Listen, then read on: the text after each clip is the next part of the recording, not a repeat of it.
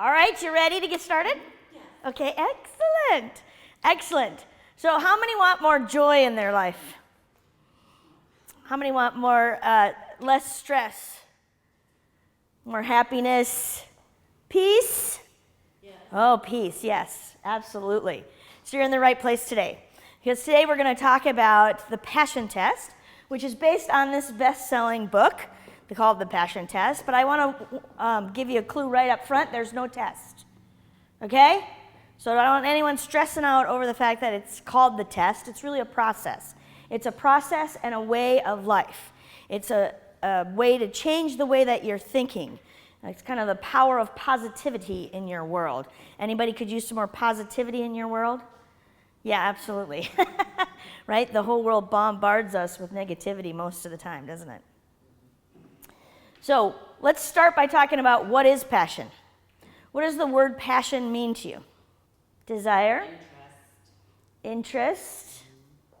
Something you love intensely. How about the fire? The fire in your belly, right? That drives you. What things you get excited about. Why is passion important in our life? Keeps us motivated. Allows us to do what we love. Okay? So would it be important to find out what your passions are so that you can do what you love? Exactly.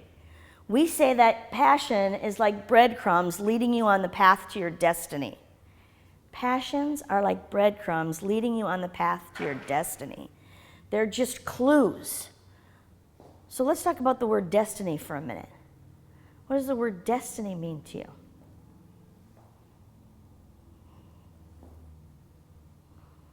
This is an interactive workshop, by the way. Your life's purpose. Your life's purpose. Where he has us. Where you're intended to go. Where you're intended to go, right? It's a subset of the word destination, correct? And so our destiny is where we're headed on our journey. Would you agree? Mm-hmm. What about the word fate? Believing in something you can't quite see, but knowing you'll get there. Okay, now that was faith. That is faith. Say that again.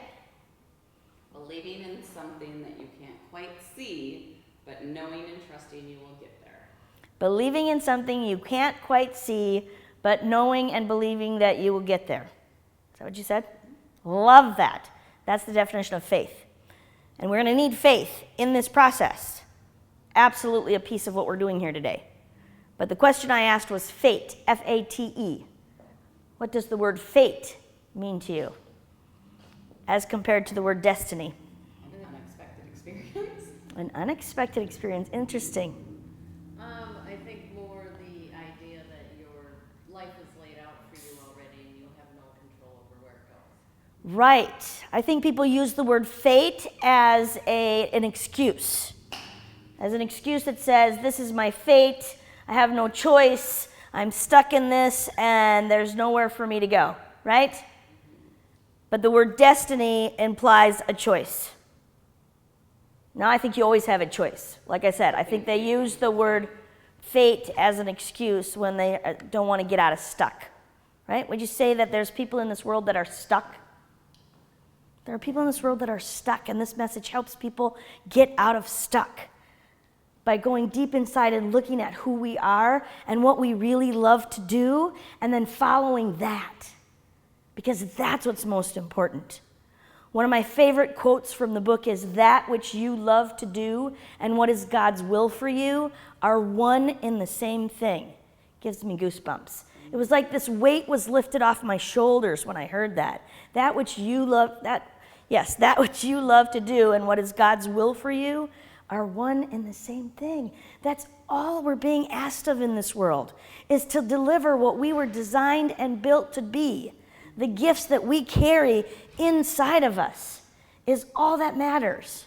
But we're constantly struggling and striving and fighting for something. What is that? What do people fight for all the time? Happiness. They fight for happiness, but in a success. What else? So let me give you a clue. There's 3 things that people want in life. Love, happiness, and prosperity. Love, happiness, and prosperity. Here's where we get hung up on that prosperity word. Right? Because why? Money. Why? Many people think it's money. Many people think it's money. And so we scratch and claw and fight all of our lives to try and make more money. Right? Because somehow, somewhere along the line, we think that's going to make us Happier. happy. Not so much. And is that necessarily true? Are there millionaires out there that are unhappy? Yep. Absolutely. Right? And so the question is, why do we keep fighting for that?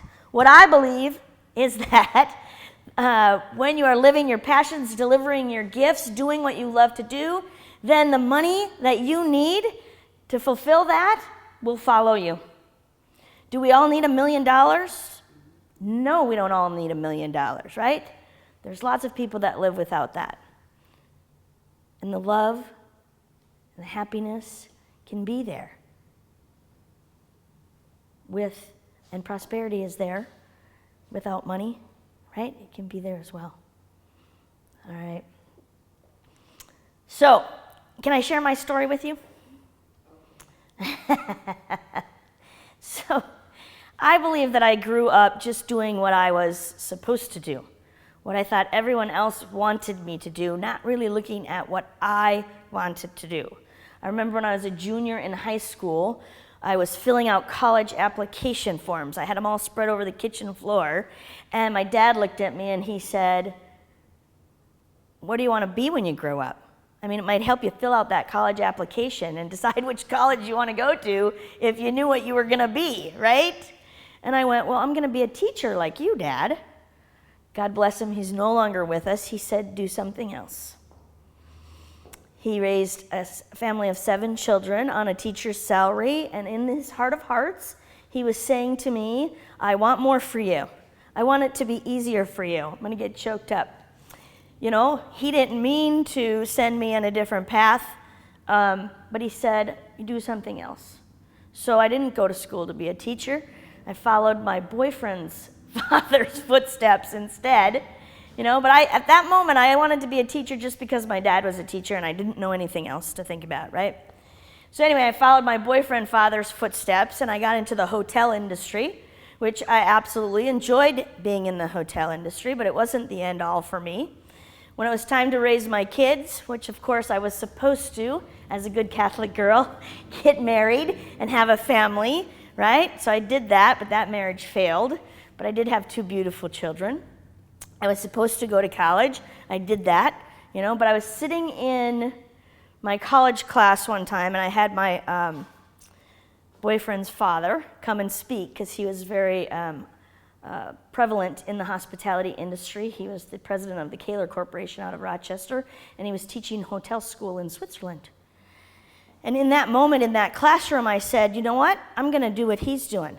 I'm going to learn the hotel business, and I'm going to teach it." Because I still felt that inkling for a teacher. But then I spent all these years in the hospitality industry, raising my kids. I decided when I had kids that I couldn't be on a job that was 24/7 anymore, that I needed to find something else. And like they say, you're supposed to climb the corporate ladder, right? So I took a job with the Mayo Clinic, and so I could work 9 to 5. I was planning meetings and events, so I still had a connection to the hospitality industry. But 8 years into that organization, I say that my personality did not fit the dress code at the Mayo Clinic. They used to come back in the corner that I worked in and go, "Shh, you're having too much fun. Be quiet." And I'm like, I should have known right then I was in the wrong place because I am all about having fun. Anyway, but these things just kept pushing me of what I was supposed to do, right? I was supposed to be a mother. I was supposed to be in school, supposed to get married. And so I did those things out of those decisions, not because I was thinking about what I really wanted for me personally. And I ended up just being miserable working at the Mayo Clinic and so stressed out and so just not me, you know? I would go home at night and I would be crying and I didn't want to get out of bed in the morning and go to work. And so I finally left that job with no other job in sight, as a matter of fact, and took 3 months off over the summer and decompressed with my kids. By this time, I had gotten a divorce, and so now I'm a single mom raising 2 kids. But that fall, I took a job, any job, right? Just because, what did I need? Money. I needed the money, right? And so I got involved with a travel agency just to have a job. It was close I could get to the hospitality industry at that moment. And found a little organization called BNI. Anybody familiar? Absolutely, right? Business Network International, and their philosophy is givers gain. If you give of yourself to help other people be successful, you will gain in return. And I fell in love with that message instantly. I went, these are my kind of people. They want to help each other, right? I ended up separating from that travel agency in the following January, and it didn't matter because I looked around my BNI chapter and I went, you know what? These people are going to help me be successful no matter what I choose to do. And so, let's see, I left that job on a Friday. The following Thursday, I went back to my BNI chapter with a business card I'd printed off my laptop, and started my own business. No marketing plan, no business plan, no strategy whatsoever, just I'm here and you're all going to help me. And they have. I've been blessed to be in my own business now for 10 years. But it was because of BNI that I got the chance to meet the founder and CEO, Dr. Ivan Meisner, and I was given the task to pick him up at the airport when he came to Minnesota. And the second thing she said to me was, you get to pick him up, he comes in at 4 o'clock, the party's not till 6 o'clock, and so whatever you do, don't bring him to my house 1 minute early, I won't be ready. So I had an hour with him of time, and the man lives the philosophy of his organization. And he sat down with me and he said, how can I help you? What's a good referral for you? And we talked about what he does and the organizations that he's involved with and what I did as an event planner. That was my business at the time. And he called me up nearly 18 months later. Nearly 18 months later, he called me up and he said, Luann, I think I have a referral for you. I nearly fell off my chair. Like I met the man once, but this is how in-depth he lives his philosophy. And he said, remember I told you about a little organization I'm involved with called the Transformational Leadership Council? They're looking for more event planner help. Would you be interested? I'm like, are you kidding me? Talk about hanging out with the people you want to be like. So I got that opportunity, and now for the last 6 years, I have the opportunity to work on their events twice a year, every year. And that's where I met the authors of The Passion Test, Janet and Chris Atwood. We call this our butterfly effect story, too. Can you think back of where you've come from and how you got to where you are today, right? But it was because of the message of The Passion Test that I met Janet Atwood and fell in love with the message. I invited her to come to Minnesota to speak. I'm going to tell you a quick story about that. So I had created a conference in Minneapolis. My big, hairy, audacious goal was to put 3,000 people in the Minneapolis Convention Center. And I had Janet Atwood, I had Ivan Meisner, I had Lisa Nichols. Anybody familiar with Lisa Nichols? Lisa Nichols was featured in The Secret, the movie The Secret, and the book The Secret. And she has taken herself out of the slums of LA into being a best-selling author and speaker, and she helps teens get out of stuck and get out of ugly places with her messages. She's an amazing woman. And Roxanne Emmerich. Anybody heard of Roxanne Emmerich?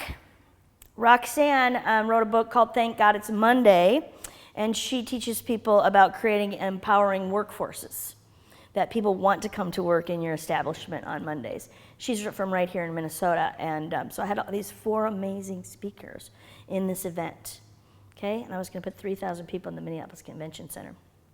But what happened on that day was a greater blessing than I could ever have wished for. My daughter was there to help me with registration.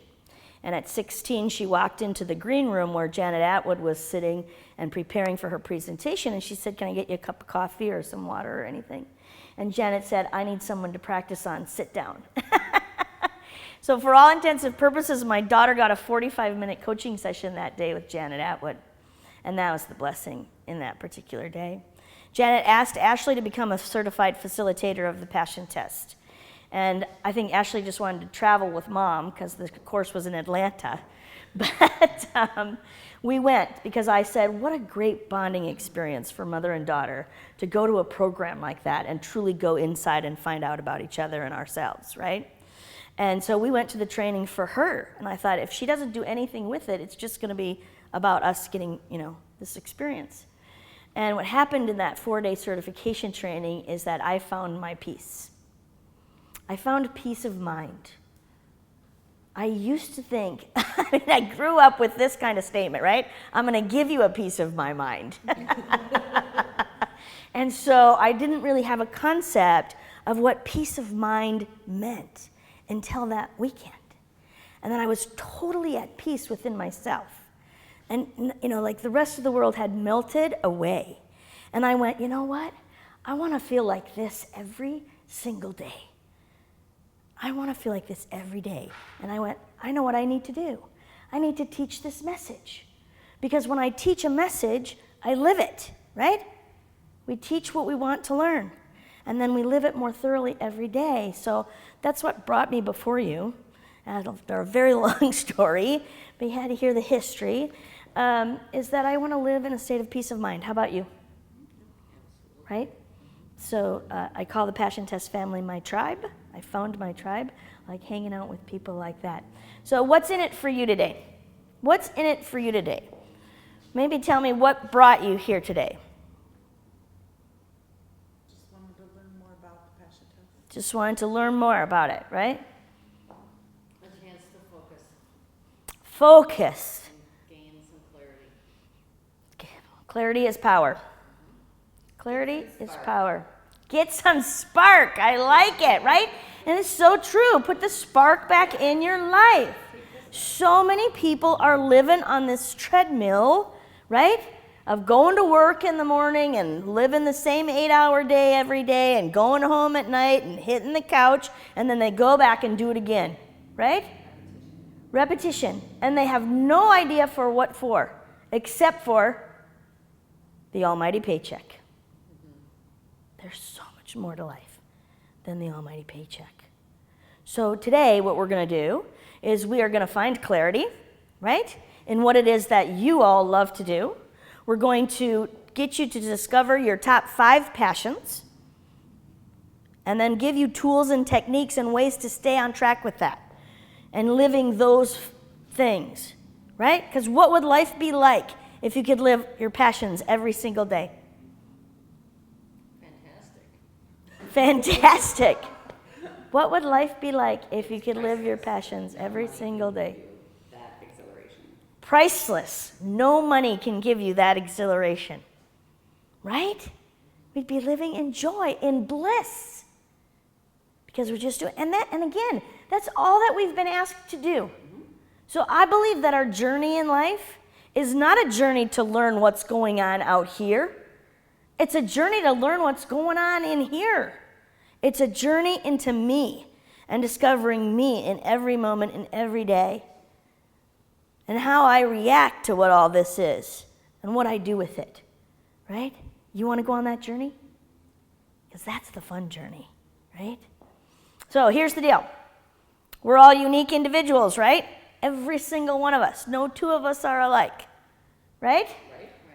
And we have our own gifts to deliver to this world, right? And it's about finding those gifts today. And there's famous people out there that have made a huge impact on the world, right? Mother Teresa, Martin Luther King, Oprah, right? We may not be any of those people or have ever hit the international stage. But do we have a gift to offer this world? Absolutely. Absolutely, we have a gift to offer this world. And today is about finding those gifts for you. And then just honoring those gifts. So I want you all to be free to be you, okay? Free to be you and who you are. And you may need to think back a little bit too to remember the kid in you, right? And allow those dreams to come out of what is it that I really love and that I really want to do, be, and become in my life. Because that's what it's about. And I want you to be free to just be you. So this is a safe zone. Okay, everybody commit to safe zone. What happens in this room today happens in this room just for us, and it's not for the rest of the world. So, you ready? Mm-hmm. All right.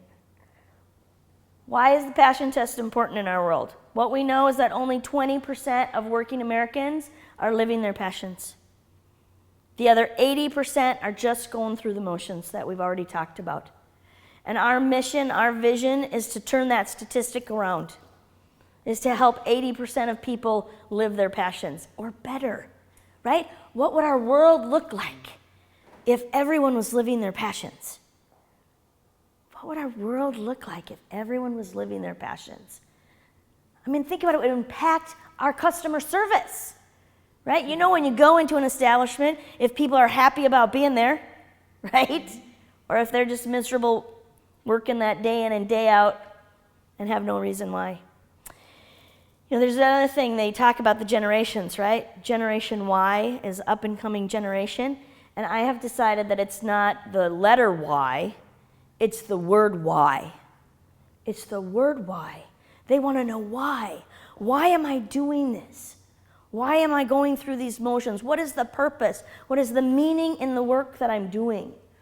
There's another study out there done by the Kelly Global Workforce Study, and it says that 51% of people interviewed or surveyed would rather have more meaning in their work than status or pay. 51% of people have admitted, I want more meaning rather than status and pay. So we've also taken the program I'm sharing with you today and we've applied it to the business community so that we can help people in their businesses discover their passions and their work for their work that they do and make sure they're in the right places.